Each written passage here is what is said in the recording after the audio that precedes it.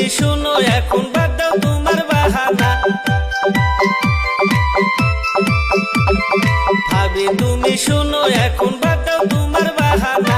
ও ভাবি কাছে আসো না, আরে ওদের ওরা পাশে বসো না।